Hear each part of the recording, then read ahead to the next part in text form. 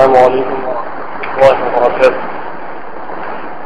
الحمد لله رب العالمين، والصلاة والسلام على سيد المرسلين وعلى آله وأصحابه أجمعين. أما بعد، فأعوذ بالله من الشيطان الرجيم. بسم الله الرحمن الرحيم. إنما المؤمنون إخوة فأصلحوا بين أخويكم واتقوا الله لعلكم ترحمون. قال تعالى: ولا تنازعوا فتفشلوا وتذهب ريحكم. صدق الله العظيم. تمام تعریف، بڑائی اور کبریائی، پاکی اور بلندی سب اللہ رب العزت کے لیے سزاوار ہے. وہ تنہا اس کائنات کا خالق و مالک پروردگار ہے. وہ حاکم ہے، مشکل کشا ہے. تمام خزانوں کی چابیاں اسی کے قبضہ قدرت میں ہیں. کسی درخت سے کوئی پتا گرتا نہیں ہے، لیکن اس کے علم میں ہے. وہ جانتا ہے جو کچھ کے ماؤں کے پیٹوں میں ہے. ماں کے پیٹ میں انسان کی صورت گری کرنے والی ذات اسی کی ہے. اسی نے اس کائنات کو برپا کیا. وہ تمام مخلوقات کا خالق ہے. وہ جنات کا خالق ہے، انسانوں کا خالق ہے، ملائکہ کا خالق ہے. جنت و جہنم کا وہ مالک و خالق ہے. ہم گواہی دیتے ہیں کہ اس کے سوا کوئی عبادت کے لائق ہے. درود و سلام ہو حضرت محمد مصطفیٰ احمد مصطفیٰ خاتم الانبیاء رسول اللہ صلی اللہ علیہ وسلم پر. قرآن مجید میں سورہ حجرات کی ایک آیت میں نے پڑھی ہے، جس میں اللہ تعالیٰ نے مسلمانوں کو، مومنین کو آپس میں ایک دوسرے کا بھائی قرار دیا ہے. فرمایا ہے انما المؤمنون اخوۃ، کہ بے شک مومن آپس میں ایک دوسرے کے بھائی ہیں. فاصلحوا بین اخویکم، تمہارے لیے یہ بات ضروری ہے کہ تم اپنے دونوں بھائیوں کے درمیان میں اصلاح کراؤ. اصلاح عقائد، اصلاح اعمال. اور اگر باہمی نزاع ہو، جھگڑا ہو، لڑائی ہو، تو ان دونوں کے درمیان بھی اصلاح اور صلح کرا دینا، یہ سب چیزیں اس آیت کے معنی اور مطلب کے اندر شامل قرار دی گئی. پھر اس کے بعد جب ہم قرآن مجید کا مطالعہ کرتے ہیں تو ہم کو جگہ جگہ اس بات کا حکم ملتا ہے کہ مسلمان آپس میں بھائی ہیں. مسلمانوں کو چاہیے کہ آپس میں نزاع نہ پیدا کریں، آپس میں مل جل کر رہیں، ایک دوسرے کی ضرورتوں کا خیال کریں، ایک دوسرے کے جو اوپر ان کے اپنے حقوق ہیں ان حقوق کو ادا کریں. احادیث میں بے شمار روایتیں نبی کریم صلی اللہ علیہ وسلم کی ہم کو ملتی ہیں، جس میں اس بات کی تعلیم دی گئی ہے، حکم دیا گیا ہے کہ مسلمان آپس میں بھائی ہیں. جب ملاقات کرو تو ایک دوسرے کو سلام کیا کرو. کوئی آپس میں بیمار ہو تو اس کی عیادت کرو. کسی کا انتقال ہو جائے تو اس کے جنازے کے ساتھ جاؤ، اس کے حق میں دعائیں مغفرت کرو. کوئی ضرورت مند ہے تو اس کی ضرورت کا خیال کرو، اس کی ضرورت پوری کرنے کے لیے اس کی مدد کرو. یہ آپس میں معاشی تعلقات ہیں. اور اجتماعی تعلقات اس سے الگ ہیں کہ اگر مسلمانوں کی کوئی قوم مصیبت میں گرفتار ہے، دشمنوں سے نبردآزما ہے، ان کے اوپر ظلم کیا جا رہا ہے، ظالم حکمراں ان کے اوپر مسلط کر دیے گئے ہیں، وہ اپنی جان کی حفاظت نہیں کر سکتے، اپنے مال کی حفاظت نہیں کر سکتے، اپنی مساجد کو نہیں بچا سکتے لوگوں کے ظلم و تشدد سے، تو ایسے میں وہ مسلمانوں کے اوپر لازمی ہے، فرض ہے، ضروری ہے کہ وہ اپنے مظلوم مسلمان بھائیوں کی مدد کریں، جا کر ان کو بچائیں دشمنوں سے. اگر لڑنے کی ضرورت ہو تو لڑیں، جنگ کرنے کی ضرورت ہو تو جنگ کریں.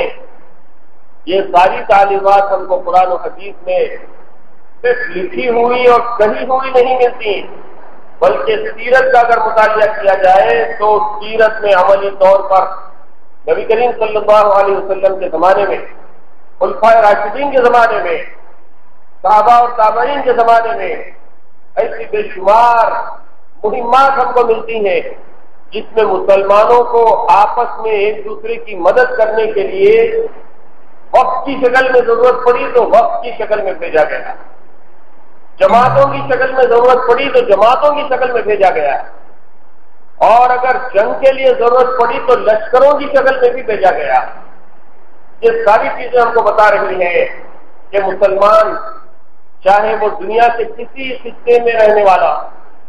کسی علاقے میں رہنے والا ہو، کوئی بھی زبان بولتا ہو، کسی ملک سے اس کا تعلق ہو، پاسپورٹ اور ویزا وہ کہیں کا بھی رکھتا ہو، لیکن اس کا بنیادی پاسپورٹ لا الہ الا اللہ محمد رسول اللہ صلی اللہ علیہ وسلم۔ تیرا میرا رشتہ کیا؟ مسلمان کا آپس میں رشتہ کیا ہے؟ ایک دوسرے کے رشتے کی بنیاد کیا ہے؟ کیا وطن ایک دوسرے کے رشتے کی بنیاد ہے؟ کیا زبان ایک دوسرے کے رشتے کی بنیاد ہے؟ کیا خاندان اور قبیلے ایک دوسرے کے رشتے کی بنیاد ہے؟ کیا علاقے ایک دوسرے کے رشتے کی بنیاد ہے؟ کیا بر اعظم ایک دوسرے کے رشتے کی بنیاد ہے؟ قرآن مجید نے ان تمام کو کھول کر رکھ دیا، فرمایا گیا یا ایھا الناس انا خلقناکم من ذکر و انثی، اے انسانوں تم سب کو اللہ تعالیٰ نے ایک مرد اور ایک عورت سے پیدا کیا، وجعلناکم شعوبا وقبائل لتعارفوا، اور تم کو آپس میں شعوب و قبائل، خاندان اور قبیلوں میں تقسیم کر دیا، لتعارفوا، لیکن یہ تقسیم صرف تعارف کے لیے ہے، انٹروڈکشن کے لیے ہے، جان پہچان کے لیے ہے کہ تم آپس میں ایک دوسرے کو جان پہچان کر سکو۔ لیکن اللہ کی نظر میں کون سب سے زیادہ معزز ہے، کون سب سے زیادہ مکرم ہے، کس کا درجہ اور مرتبہ سب سے زیادہ اونچا اور بلند، اس کو بھی بیان کر دیا گیا کہ ان اکرمکم عند اللہ اتقاکم، اللہ کے پاس سب سے زیادہ مکرم تم میں سے وہ ہے جو سب سے زیادہ متقی اور پرہیزگار۔ حاضرین کرام، سورہ انفال کی وہ آیت جس کے اندر مسلمانوں کو صاف اور واضح طور پر آپس میں تنازعہ پیدا کرنے سے روکا گیا ہے، اور کہا گیا ہے کہ ولا تنازعوا، ایک دوسرے سے جھگڑا مت کرو، فتفشلوا وتذهب ريحكم، اگر تم ایک دوسرے سے آپس میں لڑنے لگ جاؤ گے، دست و گریباں ہو جاؤ گے، ایک دوسرے کے ساتھ دشمنیوں کو فروغ دینے لگو گے، تو پھر کیا ہوگا؟ فتفشلوا، کم ہمت ہو جاؤ گے، وتذهب ريحكم، اور تمہاری ہوا اکھڑ جائے گی، دشمن تم کو بزدل جاننے لگیں گے، کمزور سمجھنے لگیں گے، اور پھر تمہارے اوپر اپنی دشمنی کا سارا وبال تمہارے اوپر نکالنے کے لیے تیار ہو جائیں گے، اٹھ کھڑے ہوں گے۔ حاضرین کرام، دور حاضر میں اگر ہم نگاہ ڈالیں اپنے احوال پر، اپنے حال چال پر، تو ہم کو یہ محسوس ہوتا ہے کہ ہم نے آپس کی اتحاد اور اتفاق کی یہ تعلیم جو اسلام نے دی تھی، مسلمان کا بھائی ہے، المسلم اخو المسلم، حدیث میں انما المؤمنون اخوۃ، قرآن میں، قرآن بھی مسلمانوں کو آپس کا ایک دوسرے کا بھائی قرار دیتا ہے، حدیث میں رسول کریم صلی اللہ علیہ وسلم بھی مسلمانوں کو آپس میں ایک دوسرے کا بھائی قرار دیتے ہیں۔ اور پھر مسلمان بھی کبھی کبھار اپنی زبان سے کہتے ہیں کہ مسلمان کے بھائی ہیں، لیکن جب معاملہ پڑتا ہے، جب سلوک کرنے کی ضرورت پیش آتی ہے،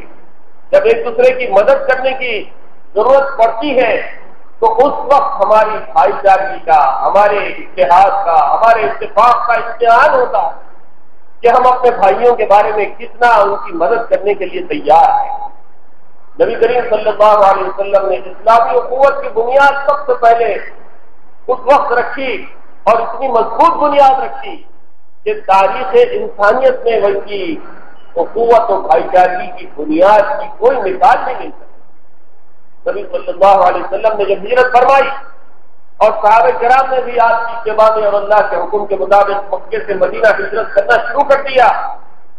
اور مکے کے جٹے پٹے مہاجرین اپنا سب کچھ چھوڑ چھاڑ کر خدا اور رسول کی خاطر اپنی جائیداد، اپنی اولاد، اپنا مال، اپنا اسباب سب کچھ چھوڑ کر مکے سے مدینہ جب شفٹ ہونے لگے، مائگریٹ ہونے لگے، ہجرتیں انہوں نے کی، تو نبی صلی اللہ علیہ وسلم نے ایک ایک مہاجر بھائی کو مدینے کے ایک ایک مسلمان کے ساتھ جوڑ دیا اور آپسی رشتہ ایسے قائم کر دیا، ایک ایک مہاجر اور ایک ایک انصاری کو مدینہ طیبہ کے اندر بھائی بنا دیا گیا۔ بڑی تفصیلات اس کی ہم کو ملتی ہیں، میں اشارے کرتے ہوئے چلتا ہوں تاکہ ہم بات سمجھنے کی کوشش کریں کہ ہمارا اور آپ کا اور محلے کے مسلمانوں کا، شہر کے مسلمانوں کا، ملک کے مسلمانوں کا اور دنیا تمام کے مسلمانوں کا آپس میں کیسا مضبوط رشتہ ہے۔ نبی صلی اللہ علیہ وسلم نے بھائی بھائی بنا دیے۔ یہی نہیں بلکہ جب آپ نے ہجرت فرمائی مکے سے مدینہ تو مدینے میں دو قبائل بڑے زوراور تھے، ایک کا نام تھا اوس اور دوسرے کا نام تھا خزرج، اور تو خزرج کے اندر زمانے سے لڑائیاں چلتی آ رہی اور یہ دونوں آپس میں ہمیشہ لڑتے رہتے تھے۔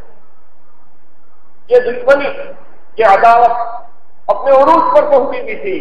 جس وقت نبی کریم صلی اللہ علیہ وسلم ہجرت کر کے مدینے طیبہ تشریف لائے، اور آپ صلی اللہ علیہ وسلم نے جب لوگوں کو ایمان کی دعوت دی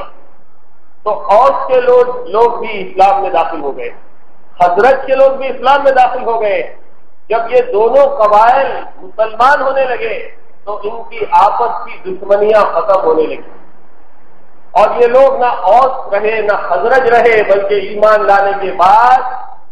مسلمان جب ہو گئے تو اوس بھی مسلمان، خزرج بھی مسلمان، دونوں آپس میں اخوتن کی لڑی کے اندر پرو دیے گئے،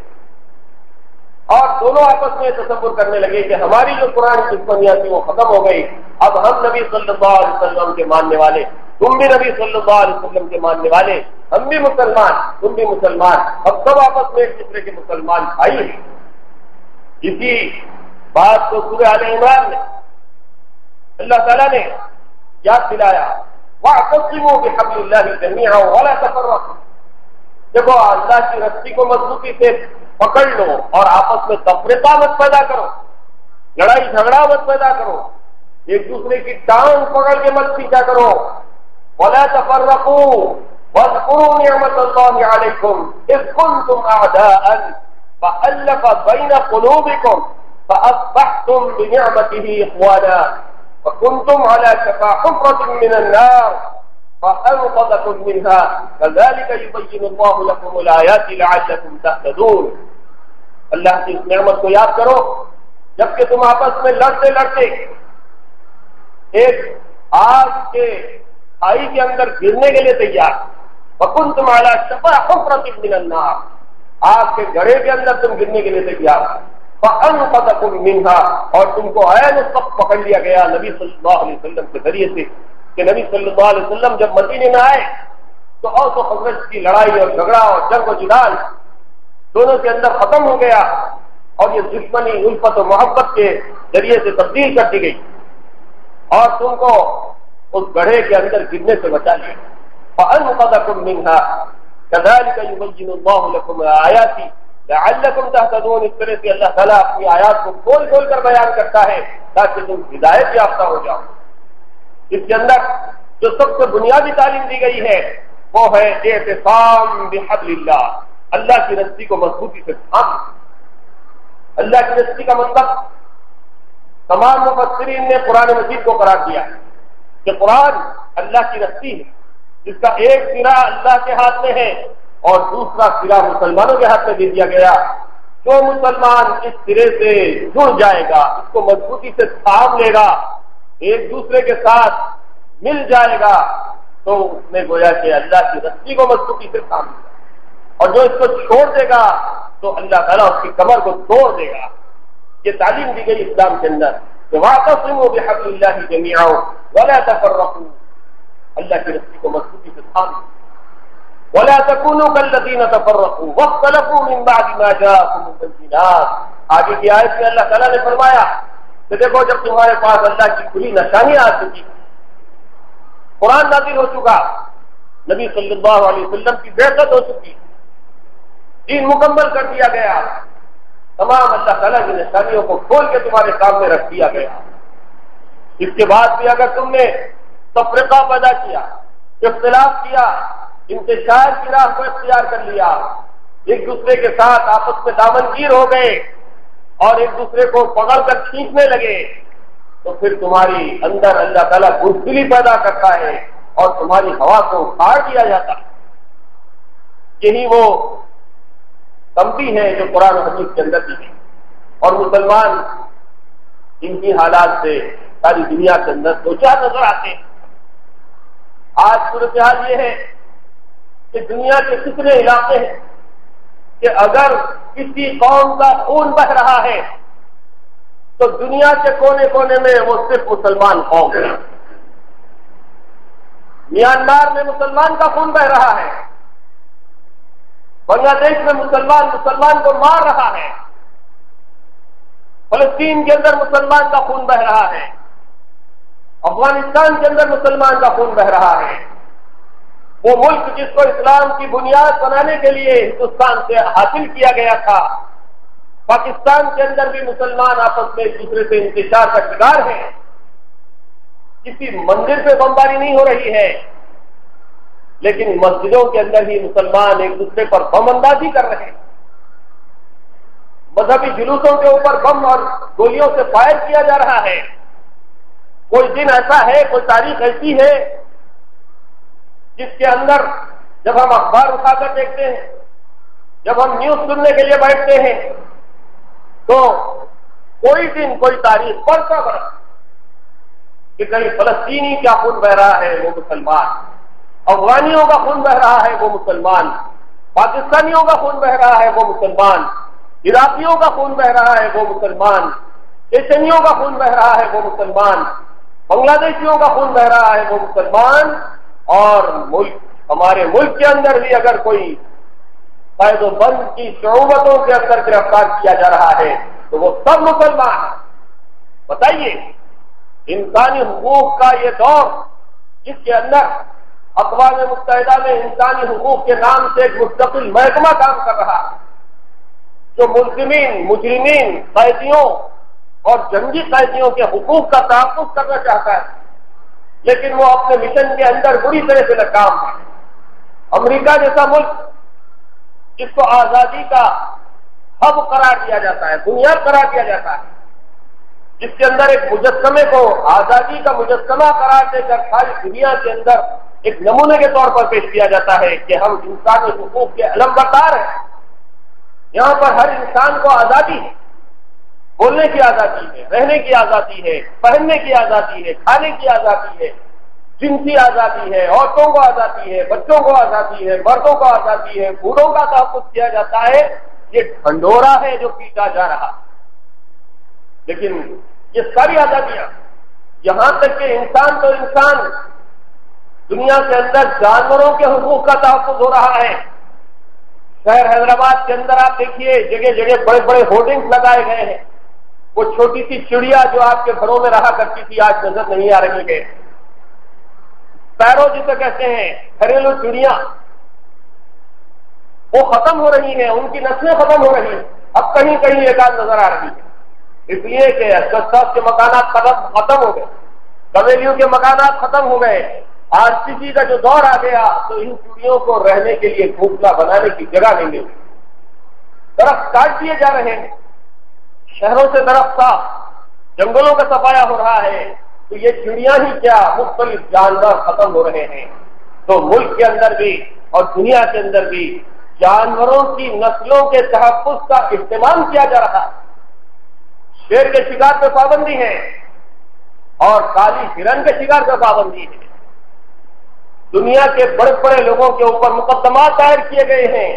کہ انہوں نے غیر قانونی طور پر کالے ہرن کا شکار کیا، فلاں نے شیر کی چمڑی کو شکار کر کے فروخت کیا لاکھوں روپے میں، اس کے اوپر مقدمات ہیں، لیکن ان جانوروں کے اندر۔ اور آگے آپ پڑھیے کہ کتوں کا تحفظ کیا جاتا ہے۔ امریکہ کے اندر کتوں کا ایسا تحفظ کیا جاتا ہے کہ لوگ اگر کسی کے کتے کے ساتھ چھیڑخانی کرتے ہیں، اس کو مارنے کی کوشش کرتے ہیں، اس کو غلط غذا کھلا دیتے ہیں، تو وہ کتے کا مالک عدالت میں اس شخص کے خلاف مقدمہ دائر کر سکتا ہے۔ اگر ڈاکٹر علاج کرنے میں، کتے کا علاج کرنے میں، جانوروں کا ڈاکٹر اگر کتے کا علاج کرنے میں کوتاہی اور لاپرواہی کرتا ہے تو اس کے خلاف مقدمہ دائر کر کے اس ڈاکٹر سے ہزاروں ڈالر ہرجانہ وصول کیا جاتا ہے۔ ہمارے شہر کے ایک ڈاکٹر صاحب ہیں امریکہ کے اندر، جانوروں کے ڈاکٹر ہیں۔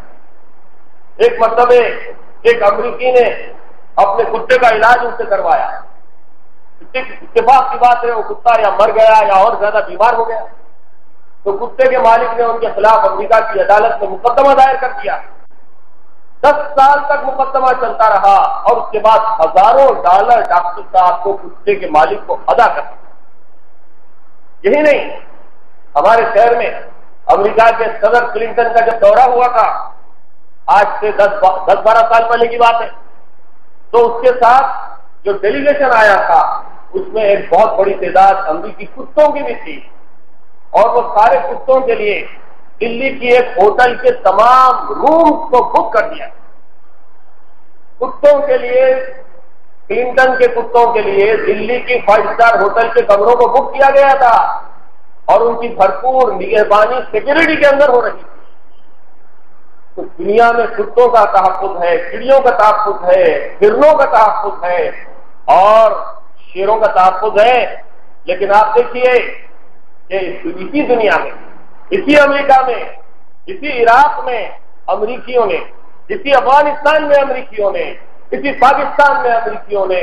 جو سلوک مسلمانوں کے ساتھ کیا ہے، اس کے اوپر اگر نظر ڈالی جائے تو پتا چلتا ہے کہ مسلمان انسان تو دور کی بات ہے، اس کے حقوق کا ایسا بھی تحفظ نہیں کیا جاتا جیسے کتوں کے حقوق کا تحفظ کیا جاتا ہے، جیسے چڑیوں کے حقوق کا تحفظ کیا جاتا ہے، جیسے شیروں اور ہرنوں کے حقوق کا تحفظ کیا جاتا ہے۔ جانوروں سے زیادہ بدتر سلوک اس وقت مسلمانوں کے ساتھ دنیا تمام میں کیا جا رہا ہے، جس میں ہمارا ملک ہندوستان میں شامل ہے۔ آپ نے دیکھا ہوگا اخبارات میں گزشتہ ہفتے پرسنل لا بورڈ کی طرف سے جو رپورٹ شائع ہوئی، ابھی تازہ اجلاس پرسنل لا بورڈ کا ہوا، تمام ملک کے علماء اس کے اندر جڑ گئے اور انہوں نے ریزولوشن پاس کیا، قراردادیں منظور کی، اور اس کے اندر یہ بات حکومت کے ساتھ واضح کر دی گئی کہ گزشتہ 10-20 سالوں سے ملک کے مختلف عدالتوں کے اندر 10,000 سے زیادہ مسلمان نوجوان قید کیے گئے ہیں، جن کے اوپر کوئی مقدمہ شروع بھی نہیں کیا گیا، کئیوں کے اوپر مقدمات بھی شروع نہیں کیے گئے ہیں، ان کے لیے لڑنے والا کوئی وکیل نہیں، کوئی قانوندان نہیں ہے،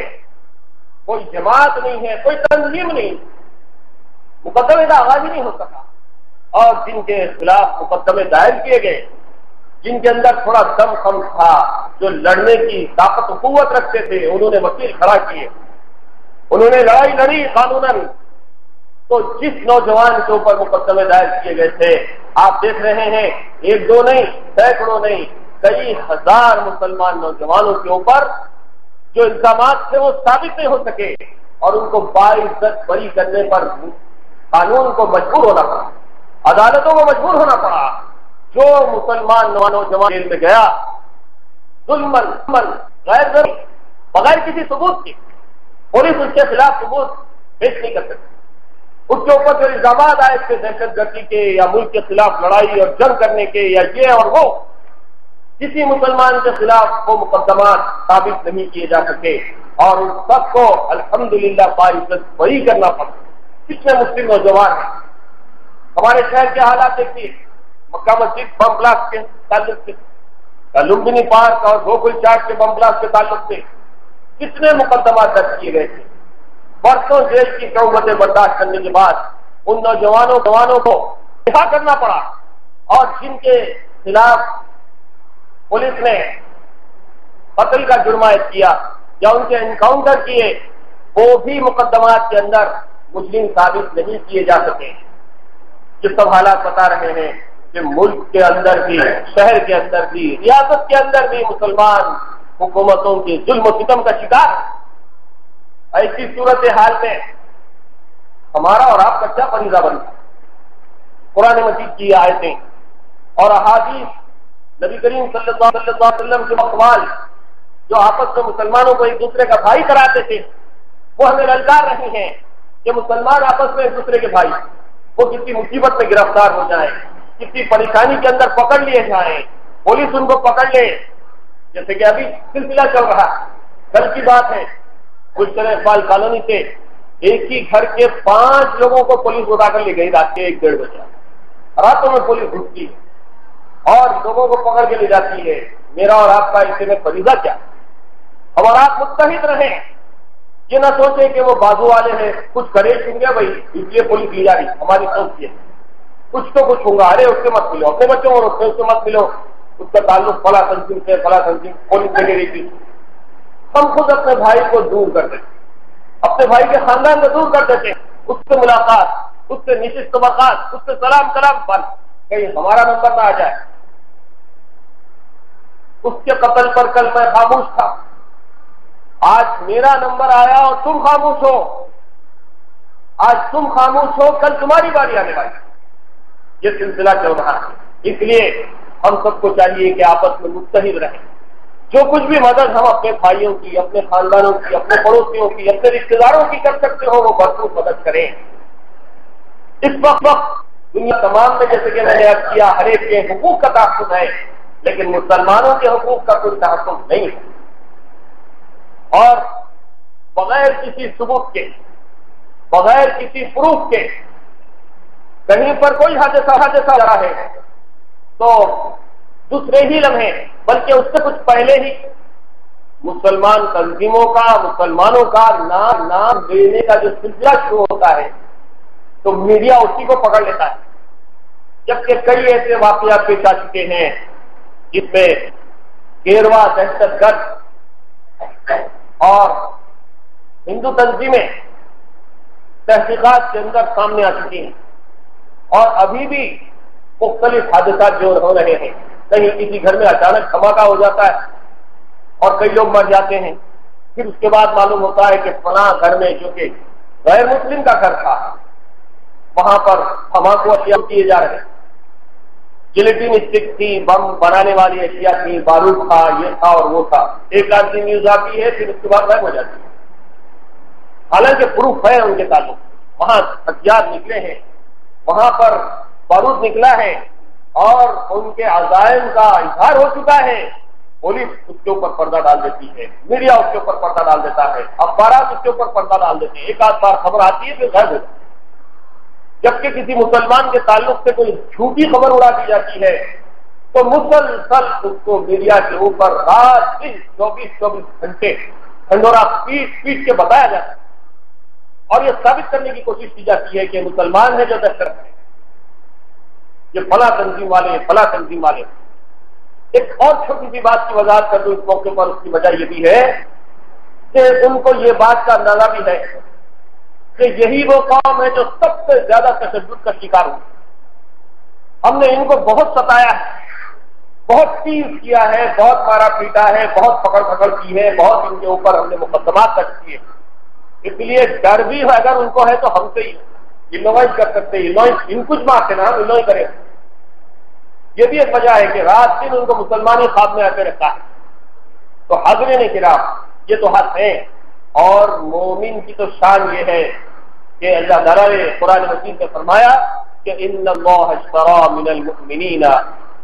اموالهم وانفسهم بان لهم الجنہ، اللہ تعالیٰ نے مومن کے مال اور جان کو جنت کے بدلے میں خرید لیا، اور آزمائشیں تو ہمارے لیے ضروری ہیں، وَلَنَبْلُوَنَّكُمْ بِشَيْءٍ مِّنَ الْخَوْفِ وَالْجُوعِ وَنَقْصٍ مِّنَ الْأَمْوَالِ وَالْأَنفُسِ وَالثَّمَرَاتِ، مال کے نقصان کے ذریعے سے، ثمرات اور پھلوں کے نقصان کے ذریعے سے، اور اولادوں کے نقصان کے ذریعے سے، ڈر کے ذریعے سے، خوف کے ذریعے سے، بھوک کے ذریعے سے ضرور ضرور تم کو آزمایا جائے۔ وَلَا تَحْسَبَنَّ الَّذِينَ ایمانہم، ایمان والے یہ نہ سمجھ لیں کہ وہ یوں ہی جنت کے اندر داخل کر دیے جائیں گے. اَفَحَسِبْتُمْ أَن تَدْخُلُوا الْجَنَّةَ وَلَمَّا يَعْلَمِ اللَّهُ الَّذِينَ آمَنُوا. ابھی اللہ تعالیٰ نے ایمان والوں کا امتحان ہی نہیں کیا. اس سے پہلے کی قوموں کا تو یہ حال تھا کہ ان کو مارا گیا، پیٹا پیٹا، وَزُلْزِلُوا، ان کو جھٹکے دیے گئے، ان کے قدموں کے اندر زلزلہ، حَتَّى يَقُولَ الرَّسُولُ وَالَّذِينَ آمَنُوا مَعَهُ مَتَىٰ نَصْرُ اللَّهِ، یہاں تک کہ وقت کے رسول اور اہل ایمان پکار اٹھے کہ اللہ کی مدد کب آئے گی. نبی صلی اللہ علیہ وسلم کے زمانے میں لوگوں نے بھوک کی شکایت، اپنا کرتا اٹھا کر بتایا کہ اللہ کے رسول، اللہ کی مدد کب آئے گی، ہم کب تک لڑتے رہے، دیکھیے ہمارے بھوک کے کیا حال ہے کہ ہمارے پیٹوں کے اوپر پتھر بندھے ہوئے. نبی صلی اللہ علیہ وسلم نے اپنا دامن اٹھایا تو لوگوں نے دیکھا کہ رسول کریم صلی اللہ علیہ وسلم کے پیٹ کے اوپر 2 پتھر بندھے ہوئے. لوگوں نے شکایتیں کی تو آپ صلی اللہ علیہ وسلم نے فرمایا کہ ابھی تمہارے اوپر تو وہ وقت آیا نہیں، تمہارے پچھلی قوم پر تو اللہ تعالیٰ نے ایسی آزمائشیں نازل کی کہ ان کے جسموں کو لوہے کی کنگیوں سے کھروچ دیا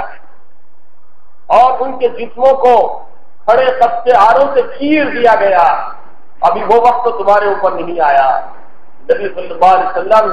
یہ بات ان صحابہ کرام سے کہہ رہے ہیں جنہوں نے اپنا سب کچھ نبی صلی اللہ علیہ وسلم کے اوپر قربان کر دیا. حاضرین کرام، ایسے میں اگر ہم غور کریں تو ہم تو بڑی مزے کی زندگی جی رہے ہیں، ہر طرح کی سکون اور اطمینان کی زندگی ہم جی رہے ہیں. لیکن ہم کو کرنا کیا چاہیے؟ بنیادی طور پر آپس کے اختلافات کو ختم کرنا چاہیے، مسلمان کے ساتھ حسن ظن رکھنا چاہیے. قرآن مجید میں آیا گیا کہ اے ایمان والو، آپس میں ایک دوسرے کو برا بھلا مت کرو. لا يسخر قوم من قوم عسى ان يكونوا خيرا منهم. ایک قوم دوسری قوم کا مذاق نہ اڑائے، ہو سکتا ہے کہ اللہ کے نصیب وہ قوم تم سے زیادہ بہتر. اور پھر آپس میں غیبت نہ کریں، ایک دوسرے کے اوپر بہتان تراشی نہ کریں، ایک دوسرے کے ساتھ بدظنی نہ رہیں، دوسرے کو برا نہ سمجھیں، سلام کو رواج دیں، ایک دوسرے کے میل جول کو بڑھائیں، اچھے برے میں شرکت کریں، خوشی کا موقع ہو تو مبارکباد دیں، غم اور پریشانی کے حالات ہو تو ان کی مدد و نصرت کریں، اور پھر آپس میں ایک دوسرے کے حق میں دعا کرتے رہیں. ضرورت پڑے تو احتجاج کریں، حکومت سے نمائندگی کریں. اور کوئی ہمارا پڑوسی، کوئی ہمارا رشتے دار، کوئی ہمارا جان پہچان کا آدمی کسی مصیبت میں گرفتار ہوتا ہے تو ہم سے جو مدد ہو سکتی ہو وہ ضرور کریں. اور اگر کوئی تنظیمیں ہیں، کوئی جماعتیں ہیں جو ان کی مدد کر رہی ہیں تو ہم ان کے ساتھ مل کر بھی ان کی مدد کر سکتے ہیں. لیکن اس کے برعکس اگر ہم اپنے ہی بھائیوں کے خلاف مقدمات درج کرائیں، کیس رجسٹر کرائیں اور مخبری کرتے ہوئے پولیس میں لے جا کر اپنے بھائیوں کے خلاف رپورٹ لکھائیں تو پھر یہ اسلامی اخوت کے خلاف بات ہے. اور جو آدمی مسلمانوں کے خلاف سازشیں کرتا ہے وہ یقیناً اللہ کے عذاب سے بچ نہیں سکے گا. پھر ایسا اختلاف اور انتشار ہماری جو طاقت ہے اس کو کمزور کر دے گا. فَتَفْشَلُوا، پھر تم کمزور ہو جاؤ گے، وَتَذْهَبَ رِيحُكُمْ، پھر تمہاری ہوا اکھڑ جائے گی. یہ صورتحال سے ہم دوچار ہو جائیں گے. اللہ تعالیٰ سے دعا ہے کہ اللہ تعالیٰ ہم سب کو پہلے سنت سے زیادہ عمل کی توفیق عنایت فرمائے، ہمارے درمیان میں اتحاد اور اتفاق پیدا فرمائے، ہمارے آپس میں بھائیوں کے تحفظ کی توفیق ہمیں عنایت فرمائے، ظالم کے ظلم سے ہمیں نجات عطا فرمائے. دنیا تمام میں جہاں جہاں بھی مسلمانوں پر ظلم ہو رہا ہے، مسلمان قائدین کو، علماء کو تکالیف اور مصیبتیں پہنچائی جا رہی ہیں. بنگلہ دیش میں جماعت اسلامی کے سر کردہ علماء کو پھانسی کی سزا سنائی جا رہی ہے، پھانسیاں ان کو دی جا رہی ہیں، ان کو قید و بند کے اندر چھوڑ دیا جا رہا ہے. پھر اسی طرح پاکستان کے حالات بھی صحیح نہیں، افغان کے حالات صحیح نہیں ہیں، پوری دنیا کے حالات صحیح نہیں ہیں. ایسے میں ہم کو چاہیے کہ ہم اپنے بھائیوں کے حق میں دعا کریں. میانمار میں فساد پھر سے پھوٹ پڑا ہے اور مسلمانوں کے مکانات کو نظر آتش کیا گیا ہے، بے حساب مسلمانوں کو بے گھر کر دیا گیا ہے. اللہ تعالیٰ سے دعا ہے کہ اللہ تعالیٰ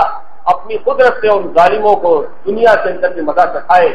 ان کے وجود سے زمین کو پاک و صاف کر دے. مسلمانوں کو توفیق عنایت فرمائے کہ وہ آپس میں ایک دوسرے کی مدد کریں. فلسطین کے مسلمانوں کی ہم مدد کریں، شام کے مسلمانوں کی ہم مدد کریں، اور دنیا تمام کے مسلمانوں کے حق میں دعا کریں کہ اللہ تعالیٰ ان کی مدد و نصرت فرمائے، ان کی مصیبتوں کو دور کر دے، ان کے جان کی، مال کی، عورتوں کی، بچوں کی اور ایمان کی حفاظت فرمائے، مساجد کی حفاظت فرمائے۔ قرآن مجید کا تقدس پامال کیا گیا ہے، ایسے میں ہم کو دعا کرنا چاہیے کہ اللہ تعالیٰ قرآن مجید کی حفاظت فرمائے۔